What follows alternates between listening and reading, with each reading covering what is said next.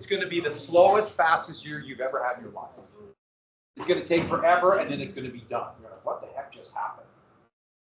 You're going to come in April and say, oh my God, I'm done. I've never seen Mr. Partridge again. Feel your pain. Undisclosed location, and there's no photographic evidence of me ever existing. Moving on. So let's get to this. To use by this parish or county they dwell in to be bound for good behavior, in prison until they pay. Okay, so we get that basic element. You pay 500 pounds, which, by the way, who has 500 pounds of tobacco? Yeah, the landowners. The servants don't have the tobacco. It's the landowners. And so imprisonment, and so who's in prison? The servant. But let's get to the big element here. It's kind of a remarkable thing. So let's everyone look at where A is. To use of the parish or parishes they dwell in and be bound to their good behavior and be in prison until they find security to be bound with them. Okay. And if they or either of them committing fornication as aforesaid be servants, then the masters of such servants, so offending, shall pay 500 pounds of tobacco. So, you get it now. Fornication. One is a servant. And this is all they care about. They're writing this about master servant. Servant doesn't have tobacco, so the master has to pay it. Everyone catch that? But does the master have to pay it? Did you read ahead? The master has a choice. Read ahead. What do they have to do? Pay or the servant gets whipped. So the master pays, or I don't want to pay, let's whip the servant. And what else does the servant have to do? Serve another half a year, and if there's a child, how long does the servant have to do? 2 more years as a slave. So instead of 7, 9 years. So these are your choices if there's fornication.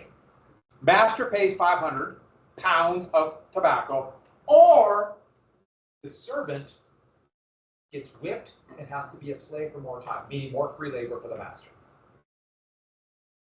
Let's see, either or. We got an or here. Which one do you suppose the master is going to choose?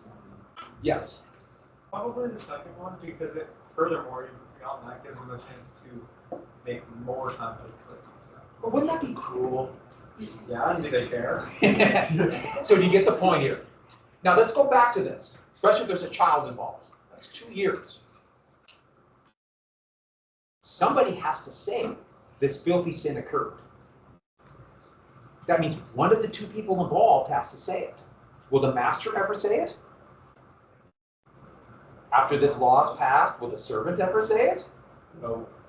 Is the servant going to say, hey, this happened, so please whip me and make me be a slave for longer? Have they just solved the filthy sin of fornication? Is the problem now solved? For themselves, yes. It's solved, isn't it? Because they'll never admit it. And now they can continue to do what? What can the master continue to do once they pass this law? And keep doing what they were doing. And no one's going to say a word. Wow! Remember I told you how upset they were when they had no representation? You want to talk about a system that's rigged? And boy, what about the treatment of women? This is pretty shocking, isn't it? So they can go on and continue to rape their servants and never have no one say a word. Boy, the servants haven't said anything. They want to get out of this hell. That's rigging the system. So we have this first law, and this is happening. But it's also happening with slaves. And then we have Bacon's Rebellion. Now let's look at the biggie, the second. The second one, which I don't even know why I moved this. But let's look at Negro women's children. Now, there are other ones about other slaves. But this is the one I left. So Englishmen upon a Negro woman shall be slave or free. Now, they're not even talking about, they're just talking about the Englishman is the master. It's the master. Maybe the overseer, but it's the master. That's what they're talking about. Because They're the ones who write the laws. And so, be it therefore enacted and declared by this present Grand Assembly. Did everyone see where I just read there? What does this law say happen? So there are children being born by this filthy sin. What does it say happens? Yeah. That if a child is born from this, they're either free or a slave based on whatever. So if the mother's a slave, they're a slave. Problem solved, isn't it? So there's not going to be any issue about the child coming back and demanding inheritance because they're a slave if their mother was a slave. Now, of course, if the father was a slave and the mother was free, then they're free, but that's not what was going on. That's not it. It's always male owner, female slave. That's what was going on. And now, problem solved, isn't it? What have they just done? Slavery has now gone from being this kind of gray area to what? Hereditary. Yeah, hereditary and permanent. So that's what we got to get down for the fornication laws. It made slavery permanent. And it allowed, is the filthy sin of fornication going to continue to go on? Haven't they just given a financial incentive to continue to do this? Rape or slave? You might get more slaves and that's more money. Think about it. Is this law more horrible than it first sounds when you start really thinking about it? There's a financial incentive to keep doing this and do it over and over again and make money.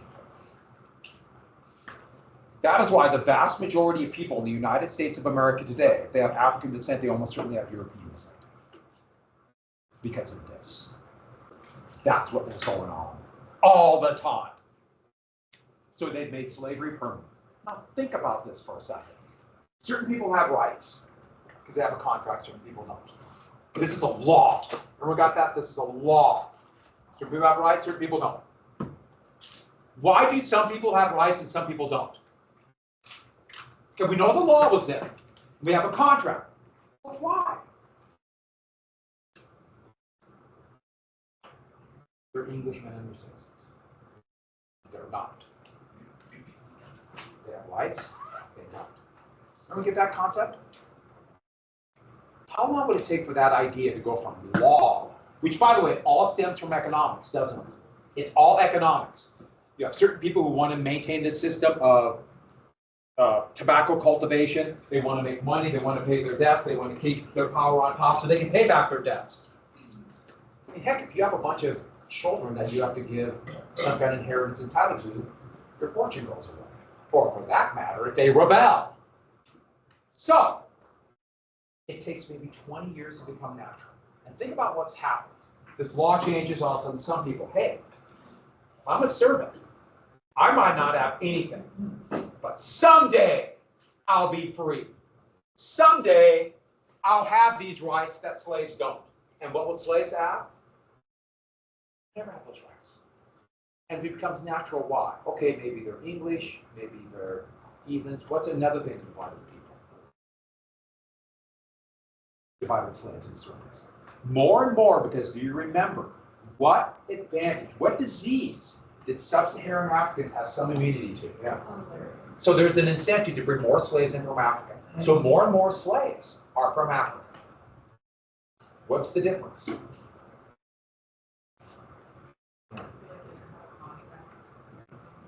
Okay, that's one they have a contract. We can see that. But what's another difference that you can see right away? Yeah. The Africans didn't have like an idea of rights. Well, they didn't have the rights, but you know, they could see, they could look around, oh my God, they have more. But they didn't have that concept, I deserve these rights. Yeah. They have a different skin color. Skin color. Skin color. That's what I was looking for. What were you going to say? They weren't citizens. Yeah, they weren't citizens, they didn't have these rights, and then you can look right away, it's different skin color. Different skin color. People with lighter colored skin seem to have more rights. People with darker colored skin seem to have less rights.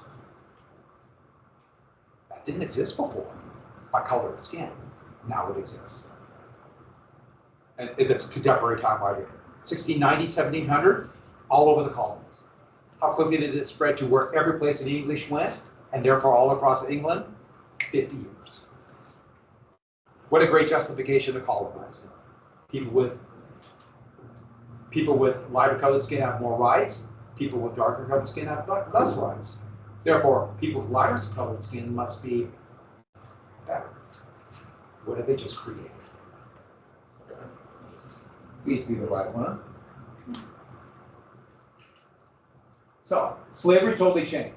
The stuff we just mentioned in class, but this is what I want you to get. I talked about this in class. You don't need to write this down, but this is what we have to write down. They created a new concept. It came out of colonization, and it was triggered by Bacon's rebellion. I'm not saying it would have been triggered by something else, but Bacon's rebellion, and then it went worldwide. A new concept called race. I repeat, of course people knew there were different color skin.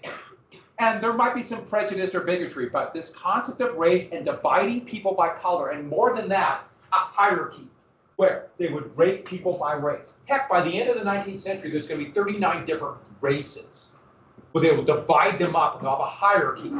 So Northern European would be higher, and they would just race. Heck, Irish was a separate race. Why would Irish be a separate race than Northern European? Because the British brutally colonized them. So they could say, we're better than them, so they must be a different race. Italian were a different race. Slavic were a different race.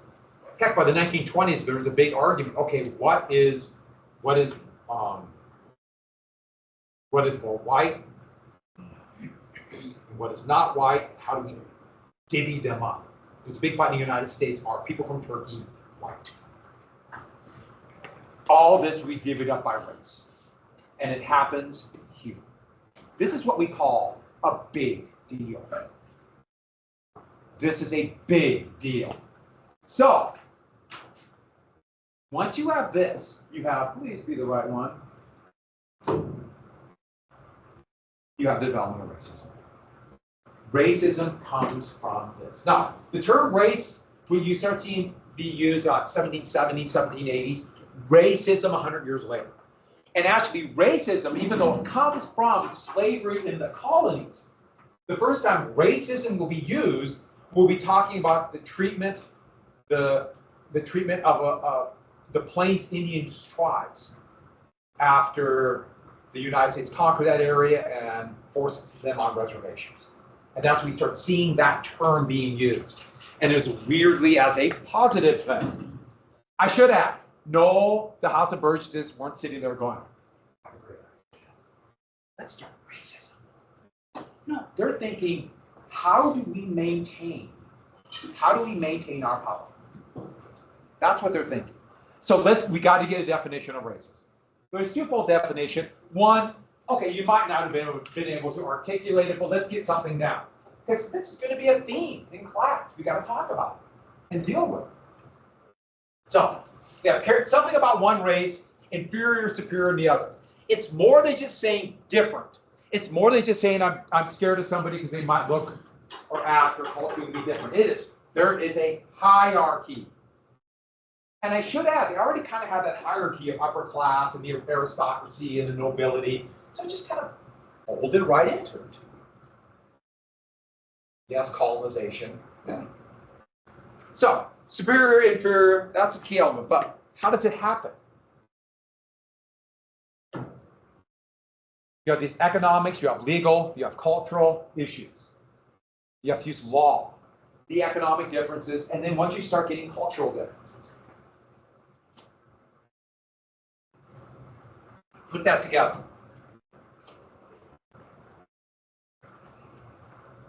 One race is superior. And the thing is, it didn't exist by color of skin before, 1700. At least nothing that we would identify. But now it does. I'm trying to get a picture. That's a nice picture. It's not bad. Yeah, it's not.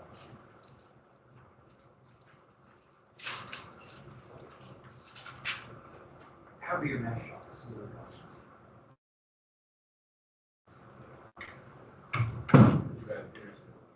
I know.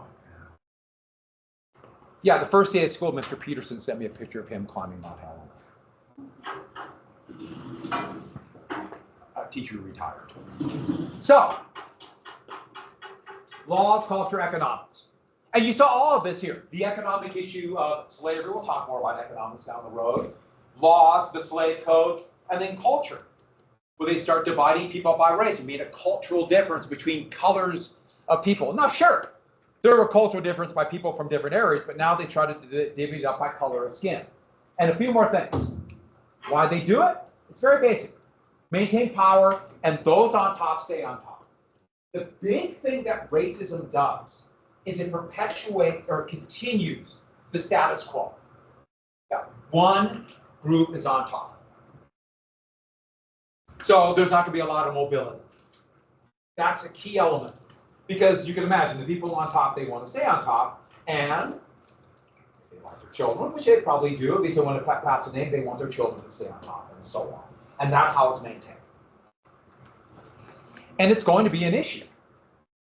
And so, color of skin became, at least the attempt was to make it more important in class. And so if you don't have American Indians and African slaves unifying with people of European descent, the English, now by color of skin, they're not unifying, they won't be able to outnumber the House of Burgesses. And this is going to be Bacon's rebellion thinking. And we're going to see it time after time in history. Now, we're talking American history, but you'll see it other places too. It's amazing how quickly this went worldwide. And I repeat, it could happen any number of different places where colonization wasn't slavery. But Bacon's rebellion was that key moment. 1676. I always find that ironic too, because 1676 is exactly 100 years before the United States was formed. You know, one of those kind of strange quirks in history. So, Bacon's rebellion thinking. And the thinking is basically this, and I'll explain these pictures in just one second. It is telling the descendants of indentured servants.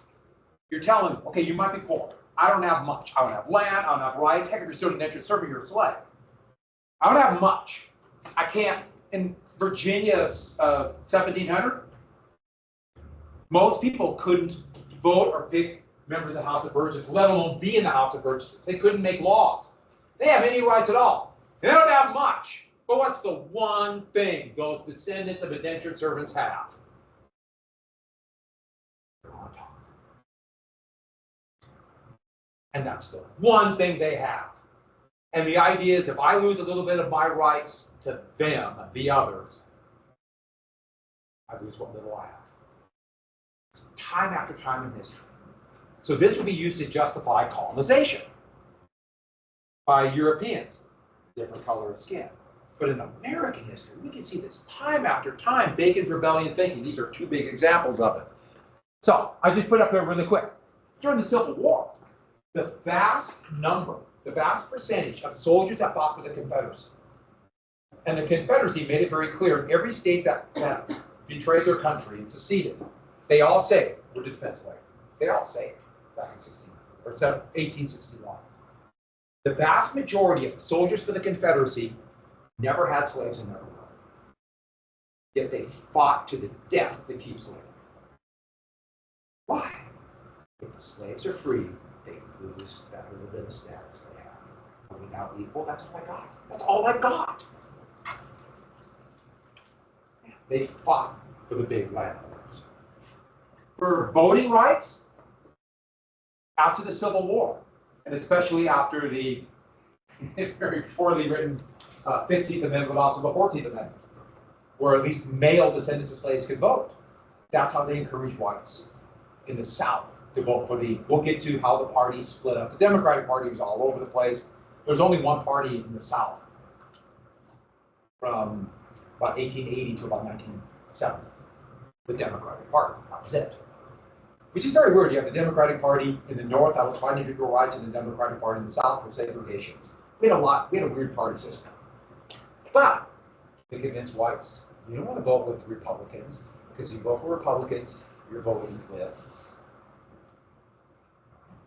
this says it, blacks. And they destroyed the Republican Party in the South. Parties were different. Whites. When it happened for labor unions, they did the same thing. There was a massive nationwide strike and upheaval in 1877. and to put the strike down, to force workers to go back to work with lower wages during this horrible depression, the United States sent the army out to attack workers. And they didn't want the army, who are working class people, to join the workers. So they used black soldiers to put down white strikers. So racism would allow them, racism would keep them in jail. And we saw the same thing in school integration. The first school that was going to be integrated in the state of the former Confederacy was Little Rock Central High, a working class high school in Little Rock, Arkansas. And they purposely picked a working class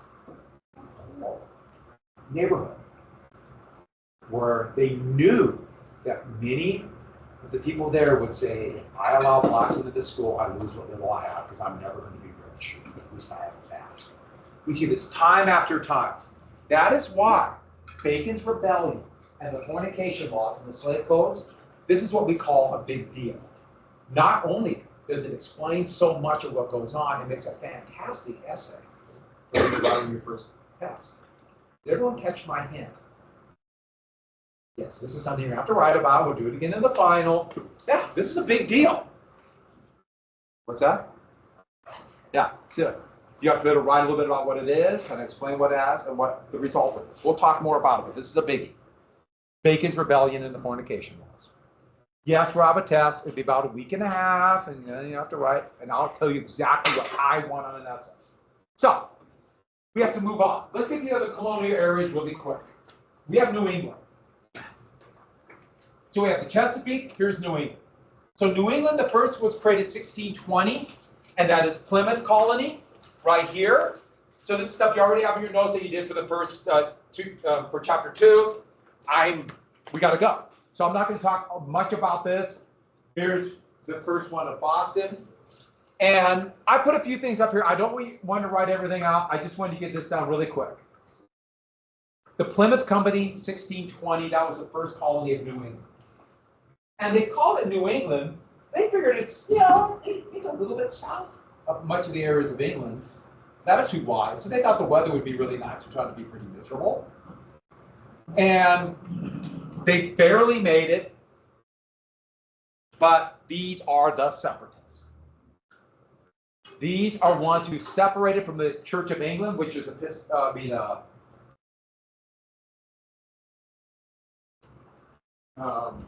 Anglican, I'm sorry, the word was gone.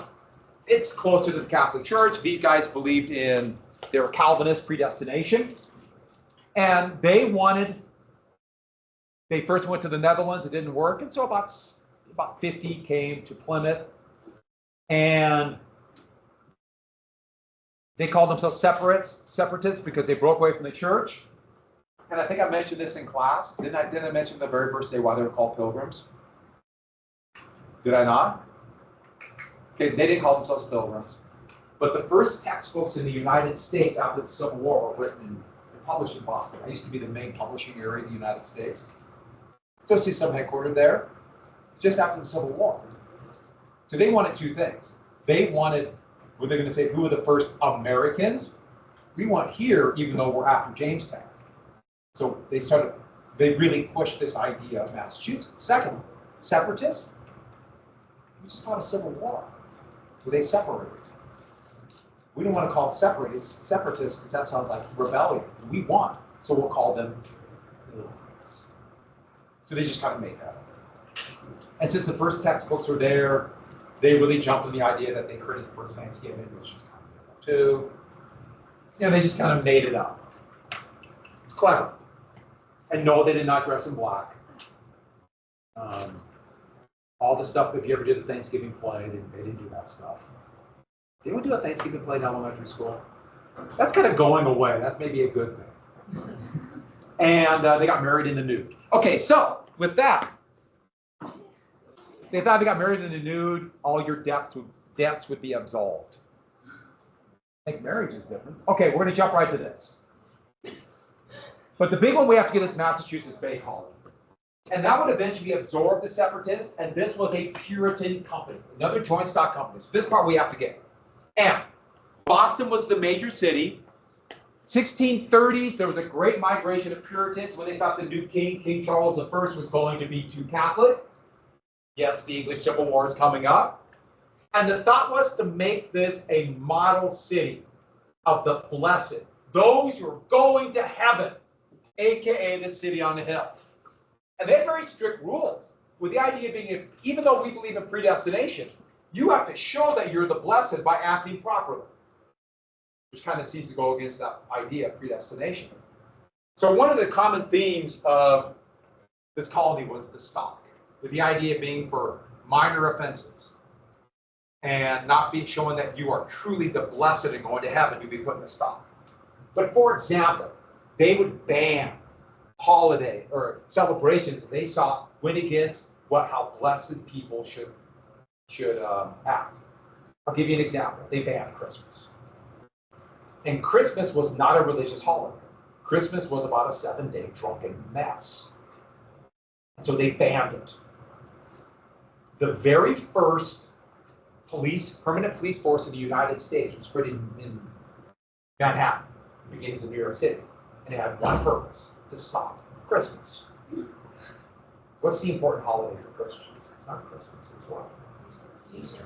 Yeah. Christmas would not become a big holiday until the Industrial Revolution. But that's another holiday coming down the road. All I can remember being a little kid, I remember hearing they banned Christmas, and I was very, very upset. So, we're going to jump right to this. Roger Williams was upset about these strict rules, saying, hey, you can't have strict rules based on religion, it's predestination. So he was basically kicked out and started Rhode Island. And at Rhode Island, the idea was essentially separation of church and state. So that gets to a very important part. Massachusetts, they're going to present themselves as being created for religious freedom. No, it was created for one purpose, for Puritans. And Connecticut and New Hampshire, very similar. And that would be New England, the New England colonies. So now we have the Chesapeake and New England. Now, here's the Chesapeake colonies. Right? Here's New England. What's in the middle? In the middle, you need a creative name. And it's along the Atlantic coast. So these colonies were called, since they're in the middle of New England and Virginia and settled after them, we're jumping right to here, the Mid-Atlantic. That's pretty clever, isn't it? You ever seen this area called the Midwest? Because it's in the middle between the East and the West. The Midwest. Clever, huh? So, these colonies were not joint stock colonies created by a company, they were proprietary. Basically, the king gave a contract to individuals. So, for example, the Duke of York got the colony here, and after they defeated the Dutch, the Netherlands, created New York colony. Pennsylvania, created by William Penn, basically for a place of refuge for the Quakers, and also for England to get rid of the Quakers so they could force them to leave. And New Jersey, another similar one, 2 colonies, eventually formed one. Delaware was kind of in the middle between these. There was 3 separate proprietary colonies, and they lumped together as one. These are really cosmopolitan. So just New York City alone, what's going to become New York City on Manhattan Island? They're Swedish, Dutch, English, Irish, Scottish, and all the people who already live there. It's very cosmopolitan as it is today. But also, if they have all these different groups, government's usually going to be more strong, they're more cooperative, and like New England, much more mercantile. And both New England and Mid-Atlantic emphasize education a lot more than the Chesapeake and a lot more than the further south. And if you go to New York City today, New York City is incredibly cosmopolitan. Now it makes sense, 8 million people, in the metro area about 20 million people. But this might surprise you. New York City is more cosmopolitan than Helena. Did I just blow your mind? Yeah. I know, it's amazing. I know it's not Billings, but it's pretty cosmopolitan. Quakers, I'll talk a little bit more about Quakers a little bit later, but this Protestant faith, Protestant Christian faith, they're pacifists. And that's why Philadelphia, the capital of Pennsylvania colony, is going to be known as the city of brotherly love. Yeah. Where's Peppermint? Lots of different people from all over the world. So different cultures, different ethnic groups, more than 5 restaurants, and 4 of them are chains. And I know what you're saying. We got an Applebee's. Okay, moving on. I know. That's it. I purposely did not mention McDonald's because our McDonald's in Helena are special. They're a lot different than McDonald's any place else in the world. And the last area, the Southern Slave Empire. It literally is that. The first people who came up to this they came from the Caribbean, and they're the ones who wanted to get rich quick, to act like country gentlemen, and they created a system very much like what was created in Jamaica, what was created in Bermuda, the Bahamas. You got to have a strong militia to put down slave rebellions. Slave codes have got to be strong, and of course they all adopted the fornication laws. Almost all of these would really start to roll about 1790. The last colony to be created would be Georgia. Originally, it was going to be a place to put people who are in prison for debt. We'll talk more about that later. Then the Carolinas. And it's different there. If the class structure is different, I mean, to this day, if you just drive up the coast, I mean, it's especially the Tidewater, you notice things are different. And it's different in Virginia. And then it radically changes when you get to Pennsylvania. It just, that has stayed. But these are the main areas. And all of them are going to be, or all will create different economies, different ideas of government, different ideas of equality, every single one, because of how they made a living. So these are the main areas. And basically what they're creating then is within a commercial empire, trade empire for Britain. Now don't worry about that. I'll talk about the triangle trade in a second. But there's a term you have to get. So, if it's a colonial empire, it's mercantilism. And mercantilism is a form of macroeconomics. I will explain economics in just a second. Macro means this. Macro is like economic policy for the entire country. Big, macro. Microeconomics is like the study of the economics of one single market. Like the buying and selling of pencils or lead or food, grain, whatever. There's that one market. Macro, the entire economic policy. So this is an economic policy that governments create. Governments decide the financial system, they decide the marketplace, they make the rules. Mercantilism is one of the first of the modern era. And I just found out that made me kind of laugh. But it involves this one basic premise. Has anyone ever seen that? I was trying to write with my new. Someone gave me these pens because they're trying to be thick, and it just wasn't as thick as I had hoped. I know. Anyone ever heard of the term zero-sum game? Yeah. What is it?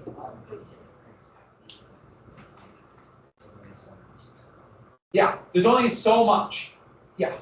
There's only so much, and to get yourself better, you have to do it at the detriment of everyone else. Exactly. That's it. So there's only so much of something. So there's only, and what do they care about? There's only so much, and write this down. The zero-sum game, there's only so much gold in the world. Oh, sure, you can mine gold, but really, how often can you really mine gold? After about 1620, there were no more major gold discoveries for 100 years. There's a silver discovery, but not really gold. So there's only so much gold. So if you're a nation, so what we have to get down is this. If you're a nation, you have to take, and if you want the gold, that means you have to get it from somebody else. And this is the economic policy, to accumulate gold. Accumulate gold. Silver to a lesser degree, but gold. Now, why gold? I'll explain to you very quickly. Ready? If you want to hold wealth, can you use wheat or barley to hold wealth? No, because it rots, it spoils, or you eat it. Okay, you need something then hard that you can say, this is wealth, and it's there, it won't break. Well, what metals could they find in, let's say, what is now Turkey in 2000 BC? Iron. But iron does what if it gets wet? Rust, so that's not very good. Tin, brittle, breaks. Copper, tarnishes. Silver, tarnishes. Lead, the problem with lead is, I know it's poisonous, but they didn't know that yet. It's too soft, so you can kind of constantly like do stuff with it. So it's really hard to be permanent. What does mercury do? It's liquid. Gold does not tarnish. It's hard enough where you can make something that was invented in Turkey called a coin, where you can imprint something and it's difficult to change, but it's still there. Gold. And so that became something that virtually everybody would establish as a mark or a holder of wealth. All right. So tomorrow, what is due? All right. And then we have a little economics. And then I put down on the schedule for Friday, I put down wars for empire. Because we got to talk about a war over somebody's ear. But true. We might watch a video that day. I have a video. I kind of want to show it on Friday, but I might not get to it. Friday would be a good day to do it. Because I know you're all so sad because you'll be out of here. Oh, we're watching the video special times. 1, 2, and 7. And they're in the back of the chapter. Goodbye, everybody. Right when you find work. Good answers today. We're out, people. Hey, well done today. You made a difference. Thank you. I'll see you fifth.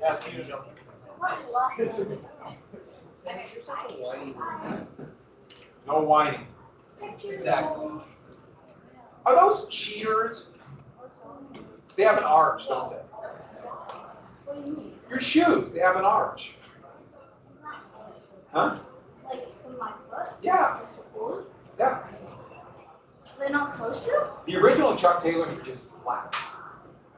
I do have an original. Huh? I do have an original, but they don't give me that added comfort. Oh, so you're on it for the height. Okay. Well, also the style. I mean, don't you want some? Yeah, but don't you want to get flat feet and have blisters? All right, see you tomorrow. Yeah. What?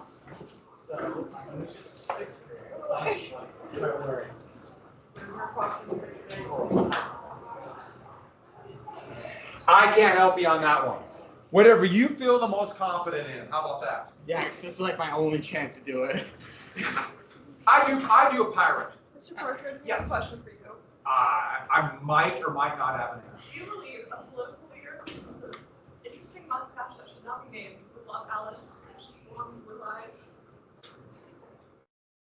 Wow, how did that come about?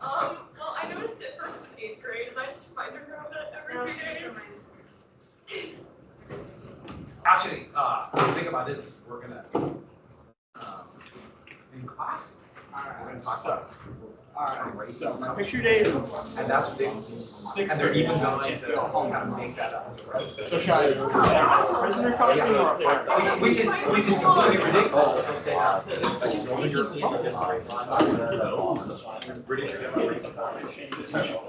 I have fake tattoos, so Yeah, see? You're not what? What are you? Yeah, so that's in New York. They would say but it's why everybody wants to make themselves better. What are you telling me? We're above you. Hitler would love Alice. It's Hitler pretty would scary. love Alice. All right, everybody. You hate me. No, you die. So just give it a test. Another test? No test today.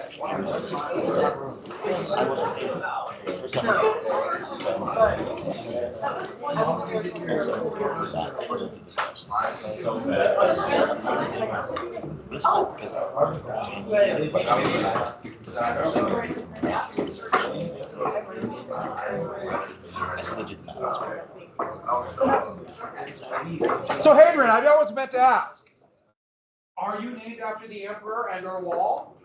All right. Any reason why? Oh, my dad's big this week. Cool. Have you been to Adrian's Ball? I have not. Field trip. I have no idea. Just put it on that desk over there, if somebody gets it. I know, it's really not.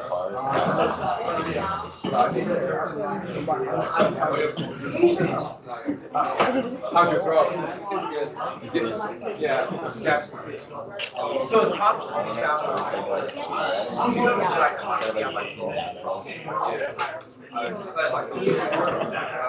I lose my eardrum. I love Do you notice a difference now? Oh, I bet. There's so much. I know they want people to keep it on. I'm glad you got that taken care of. Hey, before we get started, have you noticed the rat? You noticed the rat, everybody? Oh, yeah. How did I do this? What the heck? I never do that. It's not something good part, so I wasn't distracted. Say goodbye to